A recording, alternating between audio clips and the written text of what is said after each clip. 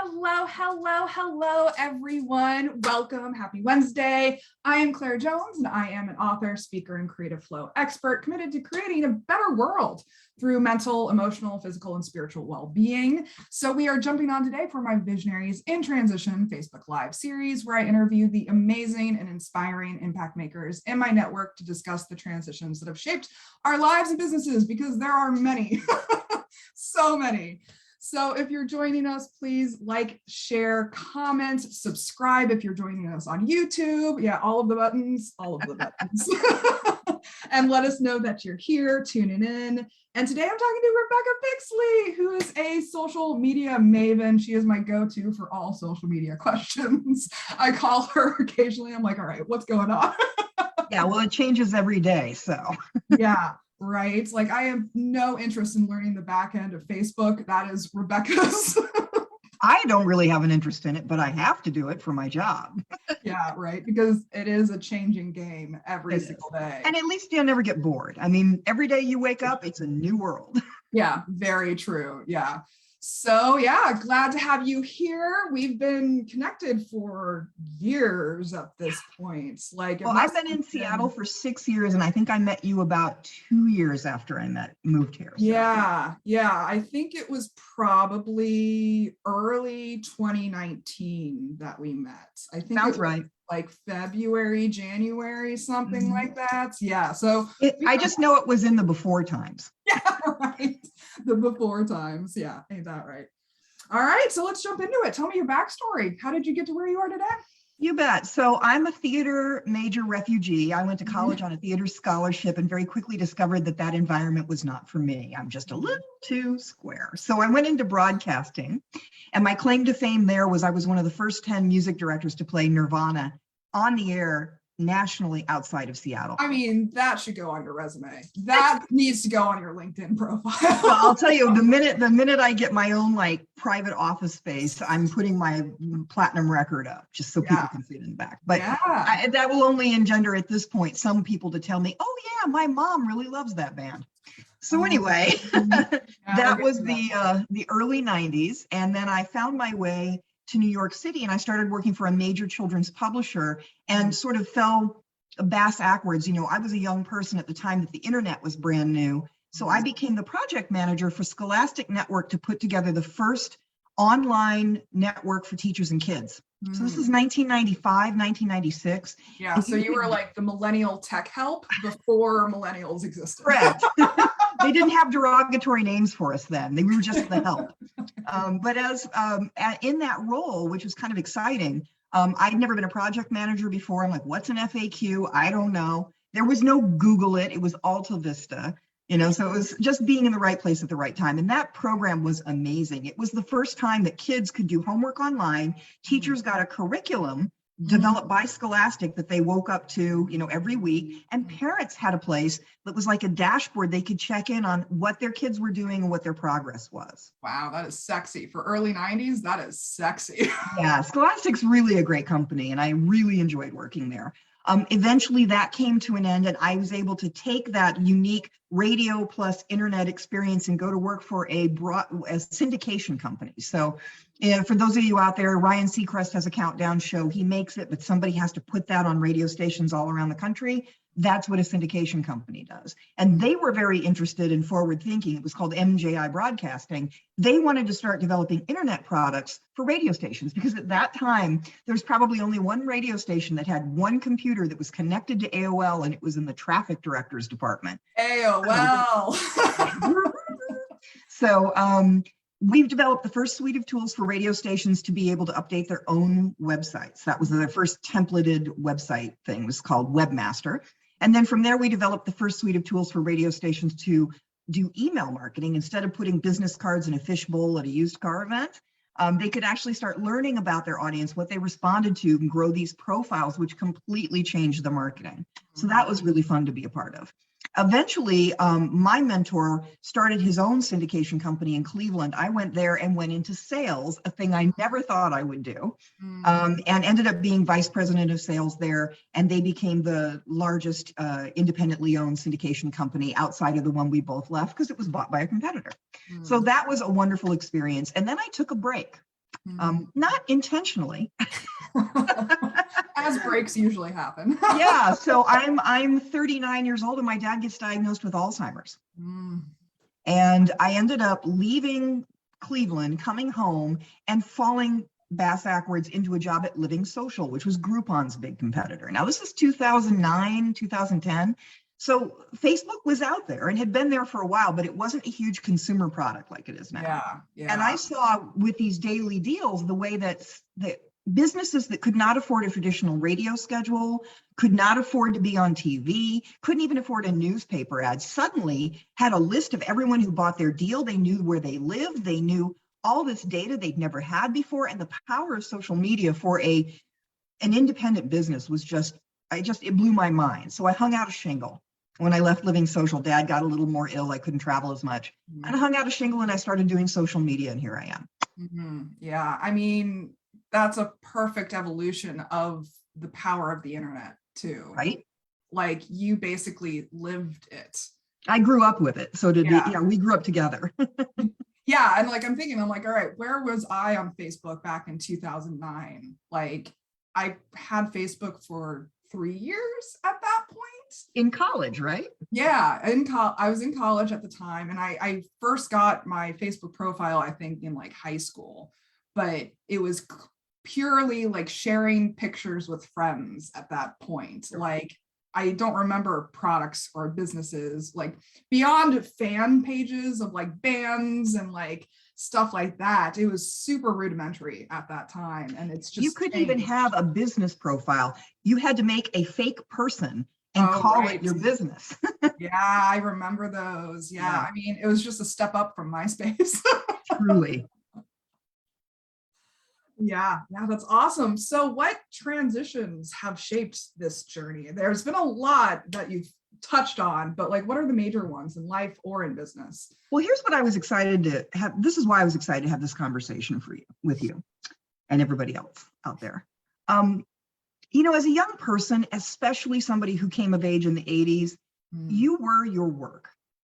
And I'm so thrilled that the people who are coming into the workforce now see things differently. They have for about the past 10 years, really. Yeah, totally. So thanks, millennials. Yeah, I mean, because it doesn't make any sense. The truth is, those people are not going to be there for you when you're sick. You do make your friends. I mean, some of my dearest friends I've made at work. It's not that those relationships aren't real, but if you place too much of who you are behind what you do, then when what you do is no longer tolerable or the situation changes, you don't have any kind of bedrock foundation for your own feelings about yourself, and that can cause a lot of problems. Yeah, totally. So like the security is externalized at that agreed point instead of internalized, which is a lot more stable. Amen to that. And we all come that way. I mean, I'll tell you the honest truth. I think most people find this out the hard way. Totally. So if it's happening to you, that's okay. You're just like the rest of us. Amen to that. Essentially what happened was I got divorced, and this is when I moved to Cleveland to help my friend start that company. And I just threw myself into my work. It's what people do. Yeah. I'll give you an example. I actually at one point was considering buying a small collegiate refrigerator, those little ones, and putting it as a nightstand next to my bed, because this was my day.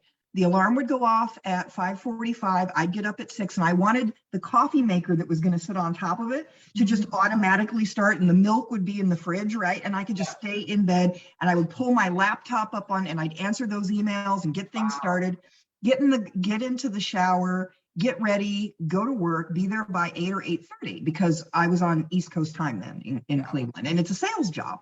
So I needed to call the East Coast people before their day got started, and then you make your way across the country. Yeah. I would work all day, and I would stay late until 6 or 7 o'clock at night, because you want to be able to call the West Coast when they think nobody else is calling them. Yeah. And then not to mention Hawaii. Right, exactly. And Alaska. Yeah. Then I would go home and I would literally eat for 30 minutes, like in front of a 30-minute television show. And then the laptop went back on the lap. So I did that for 2.5, 3 years. And every year I would go home for 2 weeks at Christmas time, because in the radio business and record business, they used to shut down. 2 weeks. Yeah, they were 4, actually. They usually shut down for 4, but we would shut down for 2 weeks. I went home and I got really sick.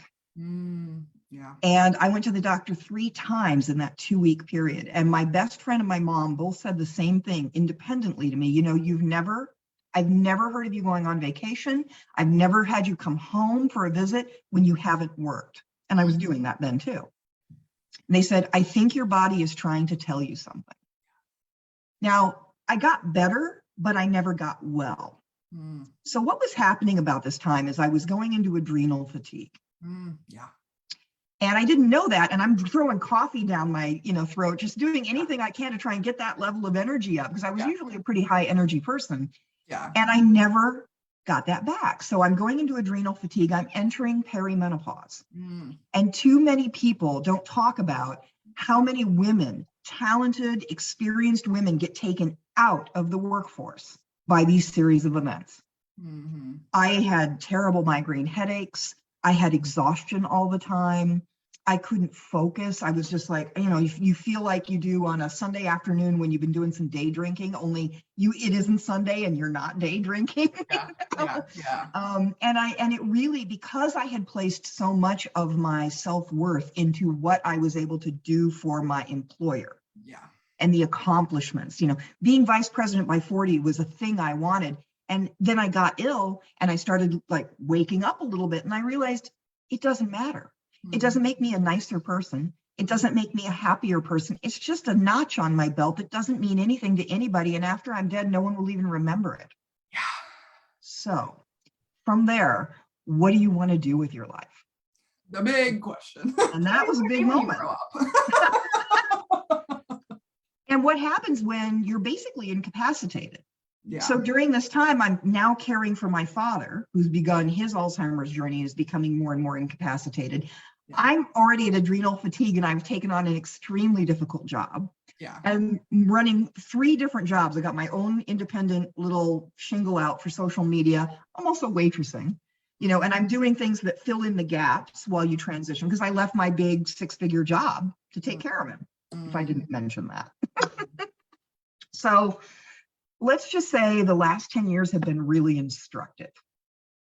That's a good way to put it. Like you when you're in that space and you think about like, what do I want to do with my life? The answer is like, I want to be in a lump in my bed. Well, yeah, and that's what I aspire to be. No kidding. Like, I just want to lay down for a while. But you know what I did instead, because I'm a process person, I'd been an operations manager and a project manager. I started to reverse engineer my life. I made it real small. Yeah. So that it was manageable. Yeah. And while I don't know that that's the answer for everybody, I think everybody could use a little bit of a. Yeah. And I think a lot of us did that during the pandemic too. I agree. It's like we had to narrow down and be like, all right, so what is necessary to my happiness? If all of these things are restricted to me now, what is actually necessary for me to be happy? And that's the simplification process. Well, I also think that if you are continuing to work to maintain the things you have, maybe you need to look at what you actually need. For me, I will never have that many clothes again. When I moved out of Cleveland, I can't tell you how many bags of Target clothes. These were not high-end clothes that I don't need any of that. Yeah. I don't need a huge house. Now, this is not for everybody. Again, this is just for me, but I realized that at that time, I didn't know if I'd ever get remarried. I didn't know what that looked like. So I prepared a life I could sustain and one that would allow me enough space to find meaning and to be a human in my body, not just running from thing to thing, getting it done and looking for the kudos, to be a human being in my body, in relationship with my family, in relationship with my friends and my community. Yeah, I mean, we're really talking about like objectification versus subjectification here. Sure. Like when you're just running around trying to conform to everyone else's expectations of you, you're just a cog in the capitalistic machine at that point. Like, and then we get to this point where like, all right, what if I were the main character of my life? What would that look like if I was the subject? Like I started with I. I've been writing a lot, so I'm thinking a lot about sentence structure lately. Right. But like, what if I was the subject of my sentence? Mm-hmm. That's the question we're asking here. And it's important because at the end of the day, nobody is going to do this for you, and you're not doing it for anybody but you. I mean, of course you love people and you support people. I support people that I'm friends with, that I'm married to now, like that's not really what we're saying.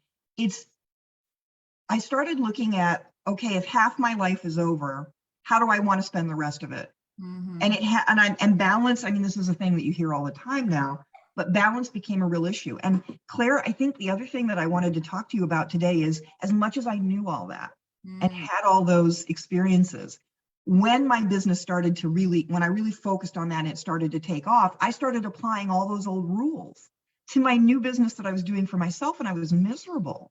Yeah. I'm running to play catch up every day. I'm working till 10 o'clock at night. I'm working on the weekends. And I'm like, wait a minute. So, somebody like you, somebody like, other people who do that kind of work, who can look at someone's businesses and say, okay, let's codify your processes. Totally. Because if you write your processes down, you're going to find you're doing a lot more. I just wrote down what it takes for me to manage a photo shoot. Yeah. In my head, Claire, it was 5 items. Yeah. It's 45 items. Yeah, totally. And I think that applies to both business processes as well as personal processes. Agreed.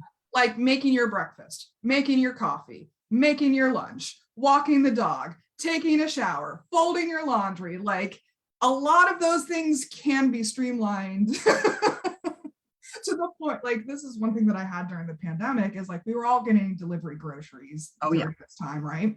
And I order from a particular company called Thrive Market. It's all shelf stable stuff. And so I don't really need to unpack it right away when it arrives. And I kept like stressing myself out by like shaming myself for not unpacking it when it first arrived. And I was like, wait a minute, Claire. I was like, what if we just like leave the box there and you just take what you need out of it when you need it? And like, it just simplifies the process so much. So then I'm not spending 3 hours cleaning my apartment every week. Instead, I'm just doing like 2 minutes here, 2 minutes here, 2 minutes here, 2 minutes here. So then I can use that 3 minutes or 3 hours for like reading, for laying on the couch. We hear this all the time. It's not that we don't hear how important it is for you to carve out time for those kinds of activities. But I recently realized a 3-day getaway weekend is not enough. I need 4, because Friday is going to be a travel day and just settling in. Saturday, go, do all the things you went there to do. It's really not until Sunday that you get out of accomplishment mode. Yeah, totally. But if you allow yourself even one day of not being in accomplishment mode, you may come back to your job the next day with a whole set of new ideas your brain didn't even have time to think of, because it was so busy managing all these busyness tasks that you think are important. Yes, exactly. And that's why I talk so much about downtime, especially when it comes to creative processes, because there's a special thing that happens when you're daydreaming called diffused cognitive processing. And it happens in your brain, and you tap into all of these different areas, and that's where innovation lies. That's where creative ideas lies. That's where the eureka moments, the aha moments, the insight moments, and that's where you get your creative ideas from. And so many people don't allow space for that juicy generative time. And that's exactly what you're talking about here, is just having this day free of accomplishment to allow your brain to relax and then play around, experiment, explore, try new ideas, think about new things. I love it. Well, and I love that you have the background in the neuroscience. And then, of course, in your first iteration of your company, when we first met, when you were helping people really codify systems and automate so that they could run their businesses with more ease and consistency, it only makes sense to me that you've now added on this portion of like, oh yeah, and then you as a human are also important to your business's success. So you can take all the I want to say neuro-linguistic, but that's not it. It's neuro-leadership. Neuro-leadership. I knew there was a word for it. So I take all those neuro-leadership stuff, and when you talk with me or somebody like me, you can see where, if this was a bar chart for the corporate people in the room, you can see where one needs to kind of like come up and be even with the other ones. It's got to be personal. It's got to be professional. And without a healthy balance between the two, you can't serve either. Yeah, totally. Well, let's wrap it up by talking about tools or practices that you've used to support yourself in these mental, emotional, spiritual, physical aspects that we're talking about here. All right. So here's the tough love I'm going to give myself today. Yes. So I do have a routine. I have a morning routine. You hear anybody who's in business or really even on social media in the last 5 years has heard about the importance of a morning routine. Yeah. Here's what I've learned. There's always going to be the temptation to skip it. Yeah. And go straight to work. So what my morning routine ideally looks like is I get up around 6. I have a drink of tea or coffee, whatever is coming up for me, mushrooms, the chocolate mushroom thing is supposed to be good for your brain, right? I'll drink that for half an hour and then I'll do 20 minutes of yoga. And I subscribe to Yoga International, which is the tradition I was trained in. So they've got a wonderful app for your smartphone that I enjoy. And there's 15 to 30 minute practices on there that for morning that I do. Then I do another at least 10 minutes of meditation. Then because I live in Seattle, I get up and I take my 5-minute journal. Can't recommend it enough. 5-minute journal, and I sit in front of my happy lamp for 30 minutes. Yeah. And the 5-minute journal records, this is what I love about it, Claire, is on one side is going to be today I feel this way because to be more energized I can. So it's personal. And then on the other side is like all the hours of the day, which I just use to list things out that I'm supposed to do. And so if I do that in the morning, and that takes about an hour, if you're really like by 7:30, I might even go down onto the treadmill and walk for 30 minutes or walk outside if it's a nice day. But when I sit down between 8 and 8:30, my brain is awake and mentally prepared to deal with whatever comes in. At 55 years old, when I skip that, it takes me days for that routine to pay off again. Yeah. I actually do 20 minutes of daydreaming every morning as that's a good practice. My morning routine, because I'm a creative person. I think of ideas literally all day long. That's why I've started so many businesses. Right? Like, if you knew how many business ideas I actually came up with over the years, like, you're scaring me now. Impressed that I only did 4. And so I have to have this like pressure release valve for my brain in the mornings and be like, all right, let's get out of all of this idea generating stuff. Let my mind just do whatever it does. And then it like clears the slate for me to then start my day. Is like, instead of starting my day and being like, maybe I should make a course, and then like getting off track for like 2 hours and being like, what if I made this course, and then make a course in 2 hours because meanwhile the other stuff didn't get done. Right, exactly. So if I have that daydreaming downtime in the beginning of the day, I can then be much more focused when I sit down to these specific tasks like you're talking about. You need to have that honing practice. Your daydreaming sounds like it serves the exact same mechanism as meditation. Because when I'm meditating, my brain doesn't shut off. It's coming up with all those ideas and it's thinking about all kinds of things because, of course, it doesn't like the quiet. So I learned a trick from my yoga teacher, Susie Amendola, to keep a little notebook next to me when you're daydreaming or whatever. And when those things come up, you just write them down and then you can go back and shut your eyes again. Yeah. Neurologically, there's 2 differences between downtime and it's called time in, which is meditation. And so time in basically means having a very internal focus. And so you're only thinking about your own feelings, your own thoughts, your own sensations that you're experiencing in that present moment. It's very internally focused. Whereas daydreaming is being more external and just letting your mind wander to wherever it wanders. It can go to work, it can go to pleasure, it can go to the books that you're reading, it can go to your chores, it can go to your dog. You're not controlling the flow of your thoughts. Whereas with time in, you're really intentionally internally focusing. Well, that's true, because I guess what I was thinking of is how much stuff comes up. Totally. But then you're supposed to acknowledge it so you can set it aside. Whereas in this practice you're describing, there's no setting aside. No. You just let it flow. It's like a river. You're just like watching the leaves flow down the river and being like, oh, look at that idea flow by. Oh, look at that idea flow by. Right. Whereas like one of my meditation practices is actually envisioning that I'm at the bottom of the ocean. And so I sink down into the sand and all of my thoughts are boats on the surface. Oh, cool. And so I know they're going around up there, but I'm not really paying attention to them. What I'm paying attention to is how I feel at the bottom of the ocean. And so sometimes I have big emotions that like swim by me in the ocean. And so there might be like a whale that's like my fear swimming by, you know? And so I can be like, huh, that's an interesting whale. So like there's a slight distinction between the two. Yeah, no, that's cool. I didn't know that. That's great. Mm-hmm. But I mean, both are super useful habits to have. Like I daydream in the morning and then I meditate at lunch. So I have both available to me, but they serve slightly different functions. For sure. And my teacher always said that if you want to pick a time to meditate too, and meditate anytime you can meditate, that's the bottom line. Yeah. But there are some advantages to doing it at sunrise and sunset. So yeah, I found that I have to do it right after lunch because either I'm thinking about how hungry I am or I'm thinking about how tired I am. Sure, that too. So I have it's to do funny, it is energizing.